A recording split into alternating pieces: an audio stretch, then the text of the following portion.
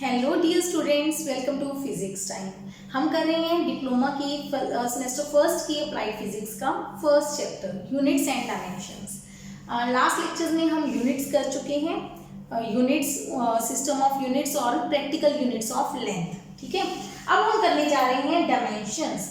ये बहुत ही इंटरेस्टिंग, बहुत ही ज़्यादा इंपॉर्टेंट क्वेश्चन है जिसमें पेपर में क्वेश्चन आना ही आना है, चाहे वो ऑब्जेक्टिव में आ जाए चाहे वो सब्जेक्टिव में आ जाए। ठीक है, ऑब्जेक्टिव मतलब एमसीक्यूज भी आ सकते हैं, मल्टीपल चॉइस क्वेश्चन जिनमें आपको 4 में से 1 पे टिक करना है। ट्रू फॉल्स आ सकते हैं इसके रिलेटेड, और या फिर आ सकते हैं फिल इन दी ब्लैंक्स। ठीक है, आपको कोई भी फिजिकल क्वांटिटी दी होगी और उसके कहा होगा कि उसके डायमेंशन फॉर्मूले लिखो। ये शॉर्ट क्वेश्चन में आ सकता है, या 5 क्वांटिटीज दे देंगे कोई भी, उनके कहेंगे डायमेंशंस लिखो। अब मैं बोल क्या रही हूँ बार बार, डायमेंशन डायमेंशन डायमेंशन, है ना। ये है क्या डायमेंशंस? डायमेंशन समझने के लिए पहले हम लिखते हैं कुछ फंडामेंटल क्वांटिटीज। याद है कौन कौन सी हैं? कितनी फंडामेंटल क्वांटिटीज पढ़ी है हमने अब तक? हाँ जी, कितनी पढ़ी है? 7।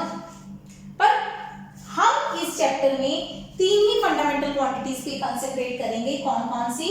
मास, लेंथ और टाइम, जिनकी मैकेनिक्स में जरूरत है। ठीक है, हमारा फर्स्ट ईयर है उसमें ज्यादा मैकेनिक्स है।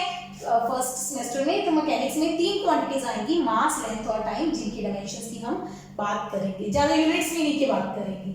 मास को मैंने लिख दिया m, लेंथ को लिख दिया l और टाइम को लिख दिया t। ठीक है, पहला अक्षर लिख दिया। अच्छा, मास, किसी भी चीज का मास हो, मास मतलब भार है, तो उसको m से लिख दिया मैंने। अब लेंथ क्या है? लेंथ में सारी चीजें आ जाएंगी जो आप मीटर, सेंटीमीटर, किलोमीटर में नापते हो। क्या आ जाएगा लेंथ में? लेंथ आ गया, ब्रेड्थ आ गया, उसके लिए भी मैंने एल यूज कर रही हूँ। वो एक ही फंडामेंटल क्वांटिटी एक ही है। लेंथ हो गया, ब्रेड्थ हो गया, हाइट हो गया, रेडियस, डायामीटर, जो भी चीज आप मीटर सेंटीमीटर में लिख सकते हो। ठीक है, और क्या लिखते हो आप? डिस्टेंस, दूरी, डिस्प्लेसमेंट, ये भी दूरी होती है एक, ये शॉर्टेस्ट दूरी होती है। ठीक है, चलो होता है, पढ़ेंगे इसके बारे में। तो ये सारी चीजें ना लेंथ का पार्ट है, ये सारे फंडामेंटल लेंथ के एक ही बात है। इनको हम सिंपली फिजिक्स में लेंथ से डिनोट करेंगे, एल से, डायमेंशन चैप्टर में। ठीक है, क्लियर है? अब मान लो मेरे पास फंडामेंटल छोड़ के कोई डिराइव्ड क्वांटिटी आ गई। डिराइव्ड क्वांटिटी जो फंडामेंटल को मल्टीप्लाई या डिवाइड करके बनती है, वही होती है ना डिराइव्ड क्वांटिटी। एग्जांपल ले लेते हैं एरिया। किसका एरिया लें? एरिया ले लेते हैं रेक्टेंगल का। ले लें? कोई दिक्कत तो नहीं है? नहीं, कोई बच्चा नाराज हो गया मेरे से, वो कहता नहीं जी मैडम मैंने तो स्क्वायर का एरिया लेना है। भाई आप स्क्वायर का ले लो, कोई बात नहीं। ठीक है, किसी ने बच्चे ने कहा नहीं नहीं नहीं नहीं मैडम मैंने तो किसी और चीज का एरिया लेना है, एरिया ऑफ सर्कल लेना है। सर्कल का ले ले भाई, तो जिस चीज का एरिया आपका दिल करता है वो ले लो। मैंने एग्जांपल से समझाना है आपको। रेक्टेंगल का एरिया क्या होता है? Length multiply breadth. स्क्वायर का एरिया क्या होता है? Side square. सर्कल का एरिया क्या होता है? पाई आर स्क्वायर। याद है फॉर्मूले? ये फॉर्मूले थोड़े से बेसिक याद करो। ठीक है, एरिया ऑफ रेक्टेंगल, रेक्टेंगल का area length into breadth. Length मतलब L, ब्रेड्थ मतलब L, ये एक ही लाइन में है सारे। L गुना L, तो क्या बन गया? L की पावर 2। मल्टीप्लाई करना आता है? जब दो चीजों को मल्टीप्लाई करो तो उनकी जो पावरें हैं ऐड कर दो। इसकी भी पावर 1 है, इसकी भी पावर 1, L स्क्वायर बन जाएगा। ठीक है, अच्छा इधर आ जाओ। ये साइड की तो लेंथ ही है, साइड की लंबाई होती है, L की पावर 2, ये भी L स्क्वायर आ गया। ठीक है, अच्छा पाई का तो कोई सिंबल नहीं है, इसको छोड़ दो। पाई का कोई निशान नहीं है, कोई पाई एक नंबर है, पाई की वैल्यू होती है 3.14, है ना, 22/7, ऐसी कुछ वैल्यू पड़ी है ना हमने। इसको छोड़ दो पाई को। R मतलब रेडियस मतलब लेंथ, L का स्क्वायर, ये भी L का स्क्वायर है। क्लियर हो गया? ये एरिया का मतलब समझ आ गया कॉन्सेप्ट। ठीक है, इसको मिटा दे थोड़ा सा, एक बार समझ लो, चीज को समझ लो। ये हो गया एरिया की बात। अब आते हैं वॉल्यूम पे। वॉल्यूम, आयतन, क्या फॉर्मूला होता है वॉल्यूम का? लेंथ गुना ब्रेड्थ गुना हाइट, ये होता है ना, length into breadth into height. Length मतलब L, ब्रेड्थ मतलब L, हाइट मतलब L। L की पावर कितनी हो गई? 3। वॉल्यूम में L की पावर कितनी आ रही है? 3। एरिया में हर बार L की पावर कितनी आ रही है? 2। तो यहीं से निकलती हैं डायमेंशंस। क्या होती हैं डायमेंशंस? क्या क्या होती हैं डायमेंशंस? कोई भी फिजिकल क्वांटिटी, कोई भी जो भी आपने फिजिकल क्वांटिटीज पढ़ी है सारी, कोई भी क्वांटिटी ले लो, एरिया, वॉल्यूम, स्पीड, वेलोसिटी, और क्या पढ़ा था हमने, डेंसिटी, है ना, यानी कि फोर्स, एनर्जी, जो भी फिजिकल क्वांटिटी ले लो, वो उसको हम फंडामेंटल की पावर लिखेंगे। फंडामेंटल की पावर लिख सकते हैं हमेशा। ये फंडामेंटल है, उसकी पावर है। ये फिजिकल क्वांटिटी है वॉल्यूम, वो फंडामेंटल की पावर 3 है। ठीक है, जब भी फिजिकल क्वांटिटी को फंडामेंटल की पावर लिखें तो उस पावर को ही हम क्या कहते हैं? डायमेंशन। पावर को क्या कहते हैं? डायमेंशन। तो डायमेंशन क्या हुआ? डेफिनेशन सीखो इसकी। The powers of fundamental quantities. क्या है dimensions? Powers of fundamental quantity. Fundamental की जितनी पावर होगी उसी पावर को हम क्या कहेंगे? Dimensions. Dimensions are powers of fundamental quantities. Quantities, ठीक है। फंडामेंटल क्वांटिटीज की पावर्स को हम क्या कहते हैं? डायमेंशंस। करके दिखाती हूँ 3-4 एग्जांपल्स। पहले हम अभी मैंने लिखा एरिया इज इक्वल टू, किसी भी चीज का एरिया L स्क्वायर आ रहा है। एरिया क्या आया हमारे पास? L square. तो हम कहेंगे एरिया हैज 2 डायमेंशंस, 2 पावर है क्योंकि, इन लेंथ। लेंथ के कितनी डायमेंशंस हैं? 2। वॉल्यूम कितना आया? L cube. तो हम क्या लिखेंगे? Volume has 3 dimensions in length. ठीक है, ऐसे मान लो आपको डेंसिटी चाहिए। डेंसिटी क्या होती है? मास डिवाइडेड वॉल्यूम, ये एक फॉर्मूला है। डेंसिटी मतलब घनता, मास बटा वॉल्यूम। मास को वॉल्यूम से डिवाइड कर दो। मास मतलब भार m, वॉल्यूम मतलब L3। फंडामेंटल में लेके जाना है। फंडामेंटल कौन है? मास लेंथ टाइम। हर एक चीज को मास लेंथ टाइम में लिखना है। तो m की पावर कितनी आई राजे? 1। L की पावर कितनी आई? -3। 3 ऊपर जाके -3 हो जाएगा। T आया नहीं ना, T की पावर 0 लिख दे। T की पावर 0 लिख दे तो हम कहेंगे, क्या लिखेंगे हम? डेंसिटी हैज, डेंसिटी में क्या है? 1 dimension in mass, DIM shortcut लिख दिया मैंने डायमेंशन का, -3 dimensions in length and 0 dimension in time. ठीक है, मतलब मास की पावर 1 है, लेंथ की पावर -3 और टाइम की पावर 0। समझ आ गई? इस चीज को भी राजे, एरिया को भी आप ऐसे लिख सकते हो, m की पावर 0, L की पावर 2, T की पावर 0, जो है इसकी पावर 0 कर दो। वॉल्यूम को क्या लिखोगे? m की पावर 0, L की पावर 3, T की पावर 0। सीक्वेंस जैसे मर्जी लिख सकते हो, m t आगे पीछे कर सकते हो, बट स्टैंडर्ड हम यूज करते हैं mlt। स्टैंडर्ड ऐसे यूज करते हैं। ठीक है, उल्टा कर लो कोई दिक्कत नहीं है, गलत नहीं होगा, पर आपको जब भी कहीं लिखा मिलेगा वो MLT ही लिखा मिलेगा। ठीक है, ओके। तो इस चीज को, जो ये चीज बन जाती है, इसको हम कहते हैं डायमेंशनल फॉर्मूला। इसको क्या कहते हैं हम? Dimensional formula. ठीक है, अब आपके सिलेबस में कुछ क्वांटिटीज के डायमेंशनल फॉर्मूले हैं जो हमें याद करने हैं, यूज करने हैं। करेक्ट, ये समझ आ गया। बस डायमेंशंस क्या होती हैं, पावर्स ऑफ फंडामेंटल क्वांटिटीज। बस किसी भी क्वांटिटी में, कोई भी डिराइव्ड क्वांटिटी में फंडामेंटल की जो पावर लेंगे उसको हम क्या कहते हैं, डायमेंशंस। अब स्टार्ट करते हैं। फिजिकल क्वांटिटी एक साइड में लिख लेते हैं, एक साइड में फॉर्मूला कर लेते हैं, और तीसरा में डायमेंशनल फॉर्मूला कर लेते हैं। बस हमें मेन इनके डायमेंशनल फॉर्मूले याद करने हैं। आपके सिलेबस में, Punjab state board of technical education के सिलेबस में कुछ क्वांटिटीज हैं लिमिटेड जिनके डायमेंशन आपको याद करने हैं। 2-3 मैं एक्स्ट्रा करवाऊंगी जिनकी हमें आगे जरूरत पड़ेगी।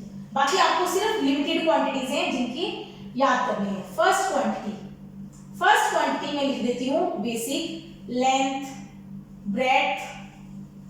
देखो हर फिजिकल क्वांटिटी की डायमेंशन होगी, चाहे वो फंडामेंटल है चाहे डिराइव्ड है। ब्रेड्थ, रेडियस, डिस्टेंस, ये फर्स्ट में आ जाएंगे सारी। डिस्प्लेसमेंट, ये सारे डिस्टेंस हैं, तो इसके dimensional formula m0 l1 t0, पूरा फॉर्मूला। अकेला l भी लिख दो, गलत नहीं है, दोनों सेम है, एक ही मतलब है। चाहे अकेला l लिख दो, और ब्रैकेट लगानी है, कौन सी ब्रैकेट लगानी है, स्क्वायर ब्रैकेट, चौरस वाली ब्रैकेट, ऐसे वाली, मतलब लिखने में मैं ऐसे गोल बना देती हूँ, चौरस वाली ब्रैकेट बनानी है, ठीक है। ऐसे वाली नहीं बनाते, ये गलत हो जाती है, ये रूल है इसका। सेकेंड, मास m1 l0 t0, जो है नहीं उसकी पावर 0 कर दो, अकेला m लिख दो तो भी ठीक है। तीसरी, टाइम, ये तीनों फंडामेंटल आ गए, ठीक है।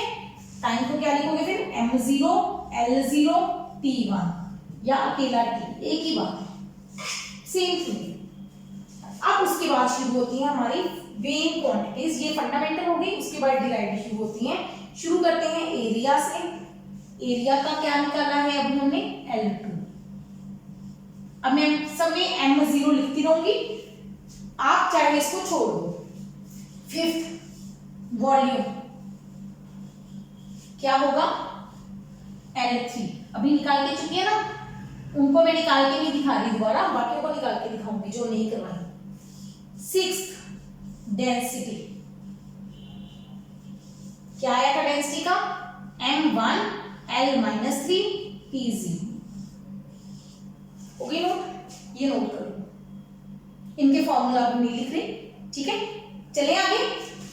6 क्वांटिटीज हमने याद कर ली, इसमें 3 फंडामेंटल है, 3 डिराइव्ड है। अब आती है हमारी इंपॉर्टेंट क्वांटिटीज, ये भी इंपॉर्टेंट है, एरिया वॉल्यूम पेपर में आ सकता है। Next quantity, speed. स्पीड का फॉर्मूला होता है डिस्टेंस अपॉन टाइम। साथ में मैं यहाँ पे लिख रही हूँ रफर, जिसकी हमें जरूरत पड़ेगी क्वांटिटीज के डायमेंशन निकालने के लिए। रफर इस साइड में करेंगे हम, ठीक है। क्या है हमारे पास quantity, distance upon time. Distance हो गया l बटा t, क्या आ जाएगा, l की पावर 1 t की पावर -1। जो नीचे है ना उसको ऊपर ले जाना है हमेशा, पावर क्या आ जाएगी, -1। ये हो गया डिस्टेंस, स्पीड। नेक्स्ट है वेलोसिटी। वेलोसिटी और स्पीड सिमिलर बातें हैं। वेलोसिटी होती है displacement upon time.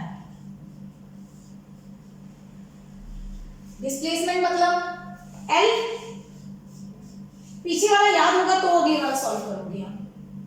Displacement upon time, ठीक है, L upon T, LT -1। Distance, speed और वेलोसिटी एक बात है, डिस्टेंस और डिस्प्लेसमेंट एक बात है। 9th, momentum. मोमेंटम, इसको लीनियर मोमेंटम भी बोलते हैं, लीनियर मोमेंटम या अकेला मोमेंटम, एक ही बात है।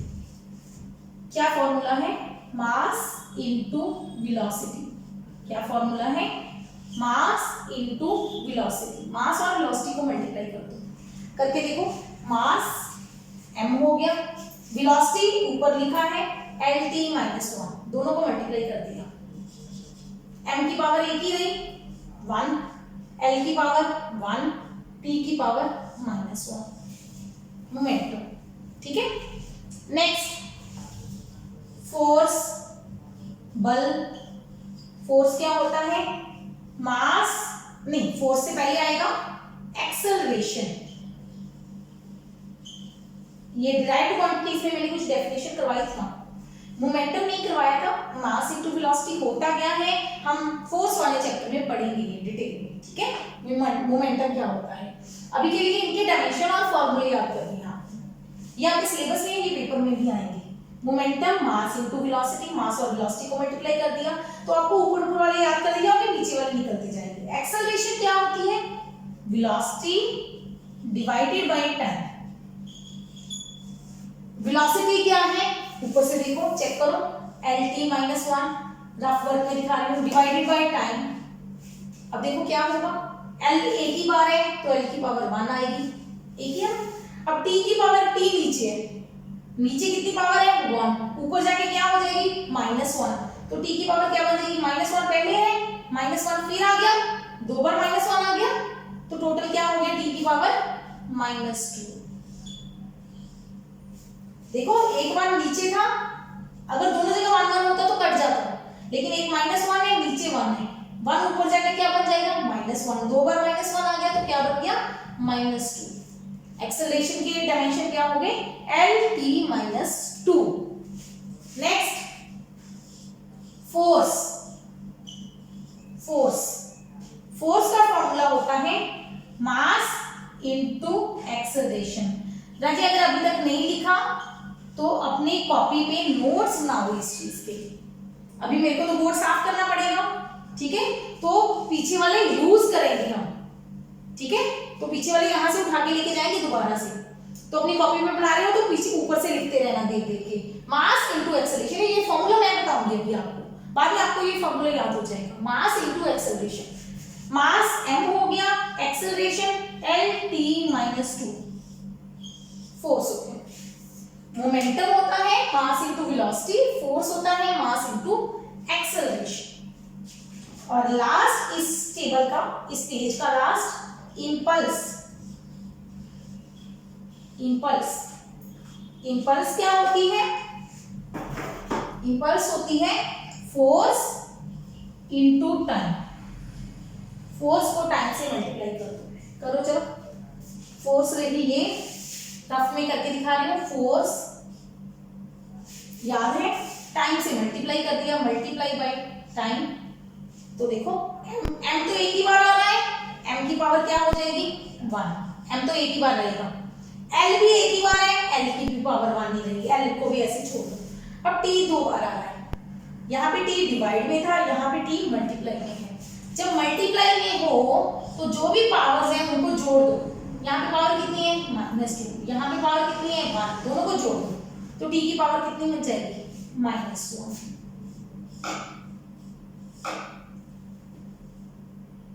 इंपल्स, ठीक है, ध्यान दो, मोमेंटम और इंपल्स दोनों की डायमेंशन सेम है, स्पीड और वेलोसिटी दोनों की डायमेंशन सेम है, इंपल्स और मोमेंटम दोनों की डायमेंशन सेम है। ठीक है, समझ आ गई? ये क्वांटिटीज नोट कर लो। नेक्स्ट पे चलते हैं। 12 डायमेंशन हम कर चुके हैं इंपल्स तक। इंपल्स के बाद आती है बारी वर्क की। वर्क, फिजिक्स में वर्क को हम नाप सकते हैं, मेजर कर सकते हैं, कैलकुलेट कर सकते हैं। वर्क का फॉर्मूला है फोर्स इनटू डिस्टेंस। वर्क का फॉर्मूला है फोर्स इनटू डिस्टेंस। तो फोर्स का डायमेंशन फॉर्मूला रहे अपना, अभी इसीलिए मैंने बोला था कि आपकी कॉपी पे अगर लिखा हो तो आपको याद करना इजी हो जाएगा। MLT-2, ये फोर्स, डिस्टेंस L, बस खत्म, मल्टीप्लाई कर दो ना जी। m तो आ नहीं रहा मल्टीप्लाई में, तो m ही रह जाएगा। L 2 बार आ रहा है, यहाँ पे L की पावर कितनी है? 1, यहाँ पे L की पावर कितनी है? 1, तो L की टोटल पावर कितनी हो जाएगी? 2। T की पावर कितनी हो जाएगी? -2। ये हो गया हमारा वर्क का dimension, ML2T-2। Next quantity 14th, energy, energy energy कोई भी हो, potential energy, kinetic energy,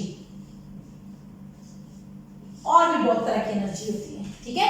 energy is always equal to work, energy किसके बराबर है, वर्क के, और वर्क के डायमेंशन तो हम लिख के चुके हैं, हमें याद करने की जरूरत ही नहीं, दोबारा से लिख दो ml2T-2 वर्क और एनर्जी, ठीक है। Next power,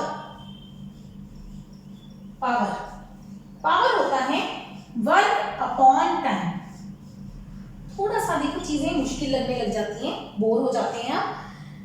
power is equal to work upon time. एक दिन में आप 5 चीजों के डायमेंशन करके शुरू करना, 5 के याद किए, अगले दिन अगले 5, अगले दिन अगले 5, फिर दोबारा से पहले से बार बार रिवाइज करते जाओ उसको, तो आपको याद होती जाएंगी। वर्क अपॉन टाइम, वर्क हो गया ml2T-2 डिवाइडेड बाय टाइम। तो देखो m की पावर तो 1 ही रहेगी, l की पावर 2 ही रहेगी, t की पावर देखनी पड़ेगी कितनी बन गई, -2 ऊपर है, -1 फिर आ गया, तो t की टोटल पावर कितनी बन गई, -3। t की पावर कितनी बन गई, -3 power. Next surface tension, surface tension ये नई चीज है आपके लिए, ये शायद आपने नाम भी ना सुना हो, मे भी सुना हो। सरफेस टेंशन फॉर्मूला याद करते हैं इसका, force upon length, force upon length, force को लेंथ से डिवाइड कर दो, ठीक है। करते रफ में, फोर्स हो गई हमारी ml2 force divided by length. अब देखो लेंथ मानना है ऊपर, नीचे भी मानना है, एल कट गया, तो बचा क्या, mt-2, ये सरफेस टेंशन है, ठीक है। 16 वैल्यूज याद हो गई हमें। 17 moment of inertia, moment of inertia ये होता है mass into radius square, mass into radius square क्या होता है, m रेडियस हो गया l ml2, ठीक है, ये नोट कर लो। 18 स्ट्रेस, और इसी के साथ एक और नाम याद कर लो, प्रेशर। वैसे स्ट्रेस और प्रेशर में फर्क होता है थोड़ा सा, ठीक है, स्ट्रेस और प्रेशर, लेकिन फॉर्मूला दोनों का सेम है, तो इकट्ठा लिख दिया मैंने, फोर्स अपॉन एरिया। अब देखो पता चल रहा है, फॉर्मूला तो मैंने बता दिया, लेकिन डायमेंशन तो पीछे से याद करने पड़ेंगे ना। अब फोर्स के डायमेंशन mlt-2, एरिया l2, देखो क्या बना, m की पावर 1, m कुछ नहीं कह रहा हमें, l की पावर देखो कितनी बन गई राजे, ऊपर 1 है, नीचे 2 है, तो -2 हो गई, l की पावर कितनी बन गई, -1। ये आता है ना कैलकुलेट करना, 1 -2, एक में से 2 घटाएंगे तो -1 आंसर बचेगा, है ना, वो चीज है। t की पावर -2, ये आ गया स्ट्रेस, स्ट्रेस जरूरत पड़ेगी। स्ट्रेन, स्ट्रेन ये भी एक नाम है, स्ट्रेस और स्ट्रेन इकट्ठे आते हैं, ये 5th चैप्टर है हमारा प्रॉपर्टीज ऑफ मैटर, उसमें जरूरत पड़ेगी इसकी। स्ट्रेन होती है change in length divided by length. क्या मतलब है इस चीज का, स्ट्रेस और स्ट्रेन का क्या मतलब है। मान लो आपके पास एक तार है, तार लटकाई हुई है, आपने फोर्स लगा के तार को खींचा, तार लंबी हो गई, पहले तार थी 5 मीटर की, अब तार होगी 6 मीटर की, तो तार की लंबाई कितनी बढ़ गई, आप क्या कहोगे कितनी लंबाई बढ़ गई, 1 मीटर। एक्चुअल लेंथ कितनी थी, 5 मीटर, मीटर को मीटर से डिवाइड कर दिया, कट गया, तो ऊपर भी लेंथ है नीचे भी लेंथ, तो L कट गया, L की पावर 0, m0 L0 t0, तो इसको हम कहते हैं नो डायमेंशंस, नो डायमेंशंस मतलब कोई भी डायमेंशन नहीं है किसके, स्ट्रेन के, ठीक है। नेक्स्ट कोफिशिएंट ऑफ विस्कोसिटी, ये भी प्रॉपर्टीज ऑफ मैटर में यूज होएगा हमारा, ये दोनों, ये तीनों प्रॉपर्टीज ऑफ मैटर चैप्टर में यूज होंगे, 5th चैप्टर। लेकिन इस चैप्टर में हमें याद करना पड़ेगा कोफिशिएंट ऑफ विस्कोसिटी। इसका ना सिंबल होता है ईटा। इसके डायमेंशंस क्या हैं, कैसे याद करेंगे, force multiply distance divided area divided velocity. 4 चीजें हैं इसमें, force, distance, area, velocity. Dimension बहुत इजी है, बस यहाँ पे याद करना पड़ेगा। करें, रफ में करके देखते हैं। MLT-2 फोर्स, अब रट जाना चाहिए। Distance L, area L², velocity LT-1। ये सारी डायमेंशन लिख दी। अब देखो, M L की पावर 1, T की पावर -2, L की पावर 1, L की पावर -2, L की पावर -1, T की पावर 1। नीचे वाले सबको ऊपर लेकर, नीचे वाले सारों को ऊपर लेकर पहले तो ये स्टेप कर लो। M छोड़ दो।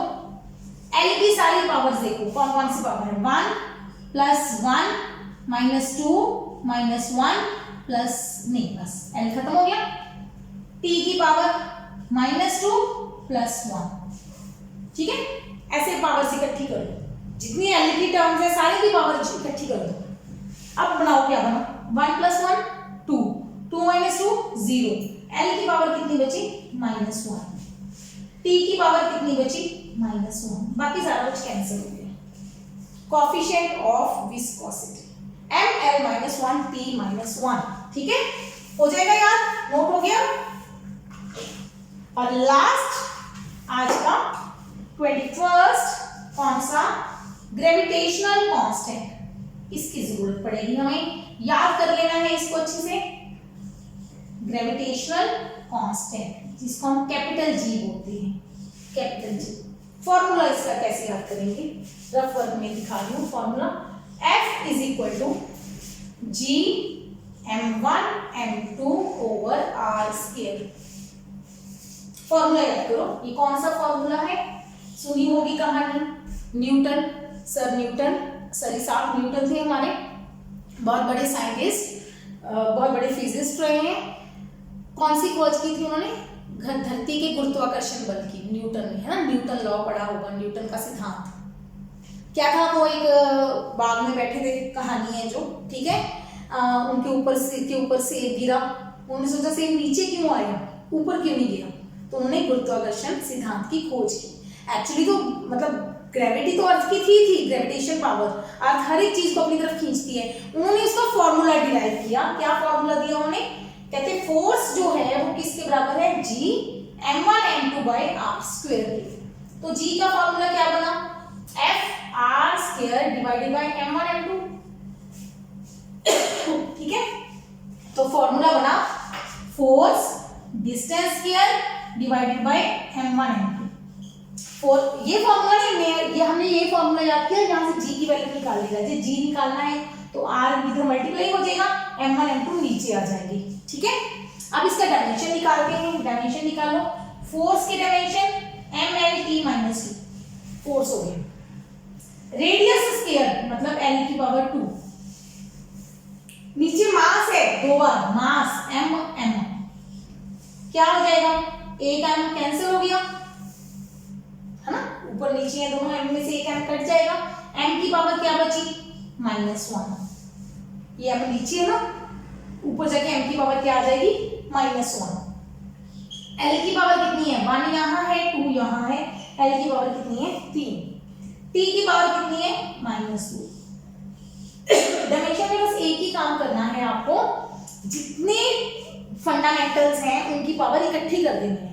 जितनी बार आपको m दिख रहा है उनकी पावर इकट्ठी कर दो, जितनी बार L दिख रहा है उतनी की पावर इकट्ठी कर दो, T की पावर अलग से इकट्ठी कर दो। सारी पावर्स को इकट्ठा करके एक फॉर्मूला बन जाएगा, जिसको हम बोलते हैं डायमेंशनल फॉर्मूला।